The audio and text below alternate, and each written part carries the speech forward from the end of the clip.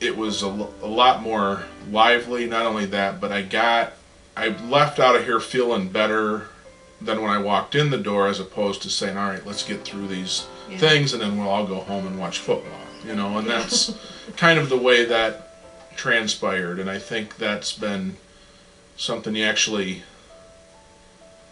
enjoy the atmosphere of the upbeatness. The first couple times we came, everybody's so friendly.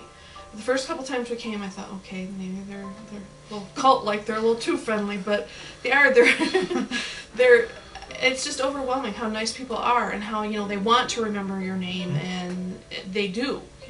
It's very nice. You have to remember, it's not the church, it's not the pastor, it's not the service, it's the people around. And I think there's a lot of cool and interesting people around this church that, just talking with a few that they come from kind of all different backgrounds of where they're at, where they're going. And I think that to me is kind of the thing. If you haven't got up and talked to somebody that day, you're missing out on a lot.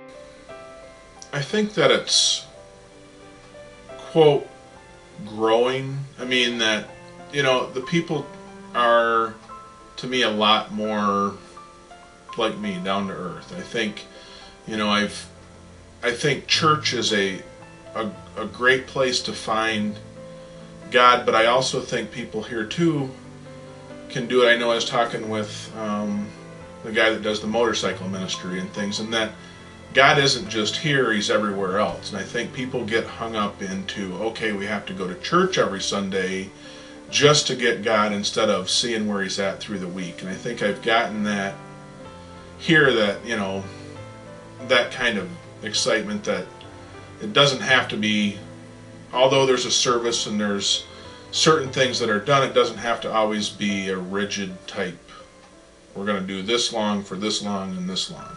And that's, I give me a rule and I'll try and find the way around. No, I'm just kidding.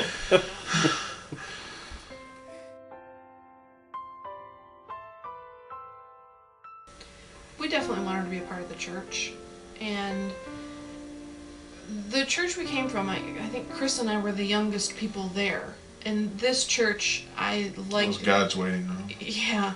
I like the fact that there are a lot more younger couples and there's more kids, and I'm looking forward to having her in the church. Well, the music is a lot of it, the upbeat music and stuff, but you have very good sermons too. I mean, I can relate to your sermons, and that is a big help right there. You're more like talking with us than just talking down to us or talking towards us. And yeah, I just see it as more down to earth. I think that, the scriptures have relevance for day-to-day kind of life, and I know a lot of things that I'm myself sort of like you, that is self-deprecating, if that's good, bad, or indifferent, but that's... People can relate to that. Well, if you haven't done it or haven't been a part of, dumb me, why did I do that? What did I learn? And that's the kind of thing that I like, because I'm always one of those, people that have to try it, whether it's dumb or not. I'm going to be the one that tries it to learn that way, because, there's the...